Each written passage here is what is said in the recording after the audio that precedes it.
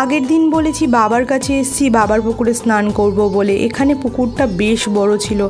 আমি প্রথমে স্নান কমপ্লিট করে নিয়েছিলাম। ভাইগুলো দুষ্টুমি করছিল আর জল থেকে উঠতেই চাইছিল না। ওদেরকে স্নান কমপ্লিট করানোর পর মা এখানে ঠাকুরের প্রণাম সেরে নিচ্ছিল। সবাই মিলে আমরা তিলক কেটেছিলাম। আর এখানে গিয়েছিলাম, মেন উদ্দেশ্য ছিল আমার ভাইপোর মানসিক চুকানো। এখানে আমার বৌদি তাই গণ্ডি কেটে নিচ্ছিল। এই মন্দিরটা খুবই জাগ্রত। বাবাকে মন দিয়ে ডাকলে সেই মনস্কামনা পূর্ণ হয়।